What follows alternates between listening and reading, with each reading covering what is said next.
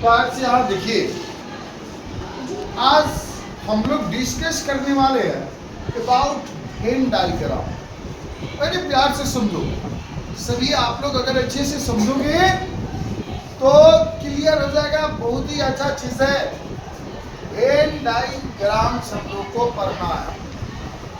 देखो Venn diagram क्या होता है, आप लोगों ने पढ़ा अभी सेट्स का डिफरेंट रूल पढ़ा, लिखने का रूल्स कैसे लिखेंगे, आपने उसके मेथड को पढ़ा था, डिस्क्रिप्शन मेथड पढ़ा, रजिस्टर पढ़ा हुआ था, ठीक है, सेट बिल्डर फॉर्म पढ़ा।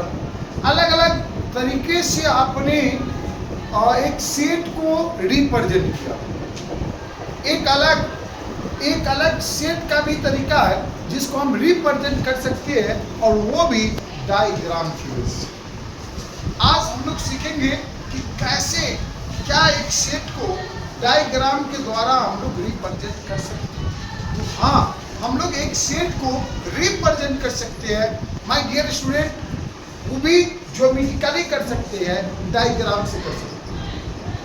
और वह यह मेथड जो है डायग्राम से शो करने का श्रेय हमारे मैथमेटिशियन, एक ब्रिटिश मैथमेटिशियन है जिनका नाम है जॉन वेन। जॉन वेनन जो थे ब्रिटिश लॉजिशियन थे, इन्होंने सबसे पहले बतलाया था, कंसेप्ट दिया था कि हम एक सेट को रिप्रेजेंट कर सकते हैं डायग्राम के। अब डायग्राम का मतलब हो गया क्या, यहाँ पे डायग्राम का मतलब हो गया कि आप सर्कल बना के दे सकते हो, ओवल शेप से दे सकते हो, आप रेक्टेंगुलर दे सकते हो, मतलब कोई भी क्लोज फिगर बनाकर एक सेट को उससे रिप्रेजेंट कर सकते। इस फिगर में मान लो कोई सर्कल बना रहा, कोई ओवल बना रहा, कोई रेक्टेंगुलर बना रहा, इसके लिए आपको कोई रिस्ट्रिक्शन नहीं है, किसी भी प्रकार का रिस्ट्रिक्शन आप पर नहीं है कि नहीं सर्कल ही बनाओ, तो नहीं ट्रायंगल ही बनाओ, नहीं तो ओवल ही बनाओ।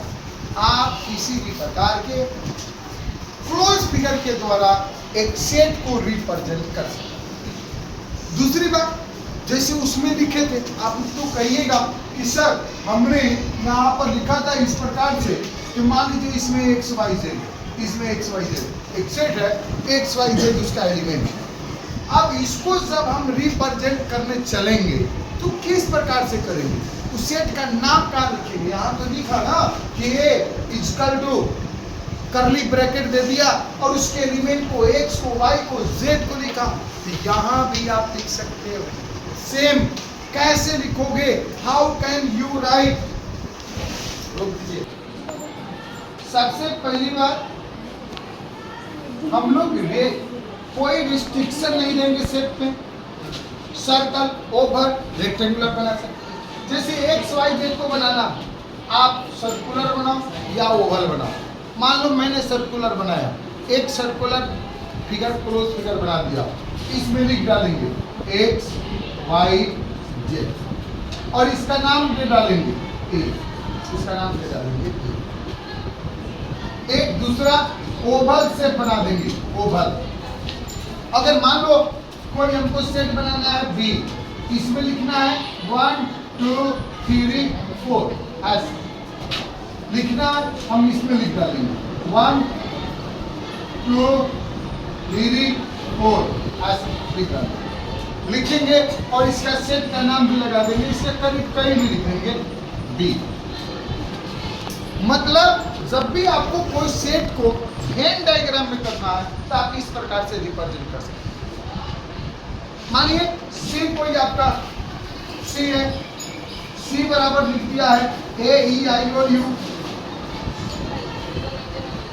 आप जैसे ही क्वाड्रिलेटरल बना दिए, इसमें लिख दीजिएगा ये ई आई ओ यू। इस प्रकार के फिगर आप लगा सकते हैं, समझे? कोई दिक्कत, कोई प्रॉब्लम? तो इसको इरेज करते हैं।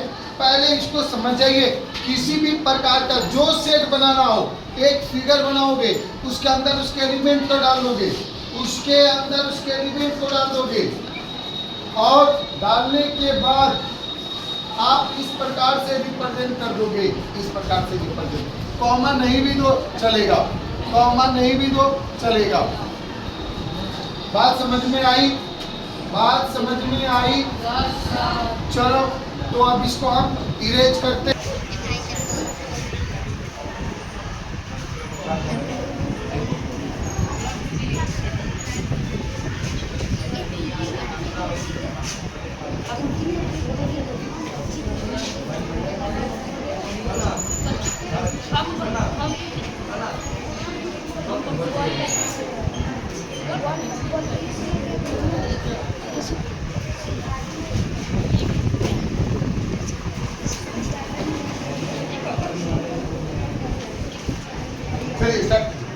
ये स्टूडेंट यहाँ देखा जाए, आपने पहले तो अभी सीखा था कि एक सेट को हम वेन डायग्राम में कैसे रिप्रेजेंट करें। अब आपके पास सवाल आएगी, क्या यह वेन डायग्राम में रिप्रेजेंट जो आप कर रहे हो, क्या उसको ओवरलैपिंग, डिसजॉइंट जो भी सेट पढ़े थे, यूनियन, इंटरसेक्शन, ये जो भी आपने पढ़ा था, क्या उसके द्वारा भी क्या हम लोग फिगर से सोल्व कर सकते? तो हाँ, आप जरूर कर सकते हो, उसके माध्यम से भी कर सकते हो। कैसे करोगे, चलो इसको देखते हो। अभी आपने एक चीज सीखा था, आपको मैं बतलाऊंगा, प्यार से देखिएगा।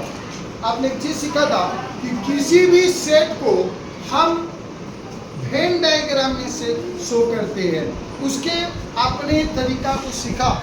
अब देखो ओवरलैपिंग सेट क्या होता है। कोई भी दो आपका वेन डायग्राम एक दूसरे को क्रॉस करेगा तो वे यहाँ पे ओवरलैपिंग में आ जाएंगे। अब यहाँ दो कंडीशन आता, मान लो एक सेट ए आपने बनाया या बी बनाया, देखो बी दोनों एक दूसरे को दो पॉइंट पे इंटरसेक्ट किया, या ए और या बी।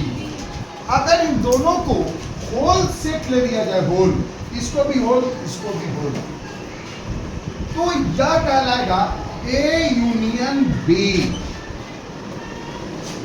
ध्यान दीजिएगा, ये दो इंटरसेक्ट किया है, अगर होल डिस्कस हो जाए यहाँ पे दोनों के एलिमेंट का होल, जैसे मान लो इसमें 1 2 3 4 5 है और एक सेट इन दोनों से बना दिया जाए 1 2 3 4 5, इन दोनों का यूनियन यह कहलाएगा। और इसका यह जो कॉमन पार्ट है जिसमें 3 है, कॉमन पार्ट है जिसमें केवल 3 है, ध्यान दो, दोनों के इंटरसेक्शन से बने हुए कॉमन पार्ट जो कि 3 है, उसको केवल लीजिएगा तो वह रिप्रेजेंट करेगा एक इंटरसेक्शन बी। या कॉमनली रूप से यह रीजन जो कॉमन रीजन है, जो कॉमन रीजन है वह आपको कहलाएगा इंटरसेक्शन। मान लो एक बात बोलते हैं, जैसे एग्जांपल में समझिएगा, ए एक सेट दे देते हैं 2 3 4 5, बी एक सेट दे देते हैं जिसको लिखेंगे 1 3 6 8। अब कहेंगे ए और बी का इंटरसेक्शन बतलाओ वेन डायग्राम से, इंटरसेक्शन बतलाओ ए और बी का। आप क्या करोगे, दो इस प्रकार से डायग्राम बना लोगे। अब देखो दोनों में कॉमन कौन है, कॉमन कौन है 3 है, यानी ए इंटरसेक्शन बी 3 आएगा, उस 3 को इसमें डालो, या सेट ए हो गया या सेट बी हो गया।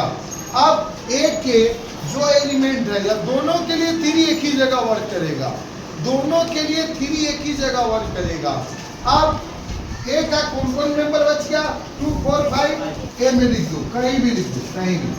बी का कौन है 1 6 8 1 6 8, कहीं भी लिख दो। या ए इंटरसेक्शन बी यहाँ पर दर्शा दिया कौन चीज 3, कौन दर्शाया 3। बात समझ में आयो, आयो कि नहीं? नहीं आएगा तो बोलिएगा। जैसे आपसे मैं पूछ रहा हूँ, मान लो P कोई सेट देते हैं A E I O U, Q कोई सेट देते हैं B C I O D. अब हमको बतलाओ, यह दो डायग्राम बना रहे हैं, हमको करना है P इंटरसेक्शन Q। अब यह जो कॉमन रीजन है उसमें किसको किसको लिखूं? आई और वाओ, या ना बात हुई। अब P में अदर कौन कौन लिखाएगा? और अब B में Q में क्या क्या लिखाएगा? कोई दिक्कत? यह इंटरसेक्शन निकल गया। कितना इंटरसेक्शन निकला? आई और ओ। कोई प्रॉब्लम? समझ में आयो? नोट कीजिए, क्लोज कीजिए। Dear student, hello, hey girls, this joint sets, वो वेन डायग्राम में हम लोग सीखेंगे। दिस ज्वाइंट सेट्स, कभी भी कोई भी दो क्लोज फिगर अगर ड्रॉन हो सेपरेटली, साइड बाय साइड अगर सेपरेटली हो, जैसे कि यहाँ सेपरेटली किया गया, कोई भी दो सेपरेटली क्लोज फिगर ड्रॉन किया जाएगा तो डिसज्वाइंट सेट में आएगा। कौन सेट में आएगा? अब देखो, डिसज्वाइंट सेट में अगर आपसे ए यूनियन बी का है, जैसे हमारा सेट ए है या सेट बी है, अगर ए यूनियन बी कहेगा मतलब इसका होल पार्ट और इसका होल पार्ट चलेगा, वह चलेगा। सेपरेटली है तब भी चलेगा, इन दोनों के कलेक्शन ए यूनियन बी कहे जाएंगे। लेकिन ए इंटरसेक्शन बी की बात हो जाए, ए इंटरसेक्शन बी की बात हो जाए तो ध्यान देना, क्योंकि दोनों सेपरेट है, दोनों सेपरेट का मतलब इन दोनों का कोई एलिमेंट कॉमन नहीं है, दोनों का कोई एलिमेंट कॉमन नहीं है, तो ए इंटरसेक्शन बी आपका फाई हो जाएगा, इंफिनिटी हो जाएगा। क्या हो जाएगा? फाई हो जाएगा। फॉर एग्जाम्पल देखो, एक क्वेश्चन आपको दिखलाते हैं, जैसे कहेगा वेन डायग्राम बनाओ, कहेगा ए एक सेट है निगेटिव नेचुरल नंबर, ए सेट है कौन चीज का? बी सेट है होल नंबर का। चलो पहले ए को रोस्टर फॉर्म में लिखते हैं। एक बात बताओ, निगेटिव नेचुरल नंबर कौन होता है? क्या नेचुरल नंबर निगेटिव में होता है? क्या नेचुरल नंबर निगेटिव में होता है? बोल्डली बोलो, होता है? नहीं होता है। नेचुरल नंबर, ध्यान दीजिएगा, नेचुरल नंबर 1 से आरंभ होता है, और जब निगेटिव नेचुरल नंबर कहा गया तो कोई नेचुरल नंबर नहीं होगा, यानी वह होगा इंफिनिटी। इंफिनिटी। फिर देखो, बी में सेट ऑफ होल नंबर क्या लिखेगा? 0 1 2 3 4 डॉट डॉट होल नंबर का सेट होता है। बुआ ए और बी का यूनियन करोगे आपको आएगा 0 1 2 3 डॉट डॉट डॉट। ए और बी का इंटरसेक्शन करोगे कोई एलिमेंट कॉमन नहीं मिलेगा, या होगा वही पाई, होगा इंफिनिटी। वेन डायग्राम डायरेक्ट ऐसे बना देंगे, सेपरेटली इस प्रकार से बना देंगे, इसको लिख देंगे ए और इसमें लिख देंगे बी और इसको लिख देंगे होल नंबर। क्या लिख देंगे? कोई दिक्कत? यही वेन डायग्राम आपका शो होगा इस प्रकार। ठीक। अब देखो, एक सबसेट थोड़ा सा आप अपना से पढ़ के चैप्टर बनाइएगा। कोई भी एक सेट में दूसरा सबसेट है तो उसके अंदर ही फिगर बनता है। मान लो यहाँ पर देखना, थोड़ा शॉर्टकट बता रहे, फिर आएंगे तो चर्चा करेंगे तब की आपको एक्सरसाइज बने।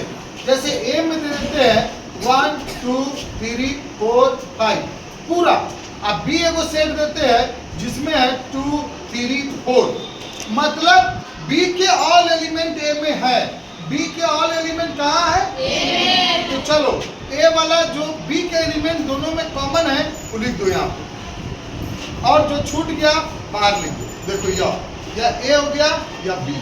जब बी पूरा ए में है तब बी ए का सबसेट कहलाएगा, वो बी के अंदर ही बनेगा। समझे? इस प्रकार से यह एक्सरसाइज 4 आप लोग बना के लाइएगा, फिर मिलेंगे।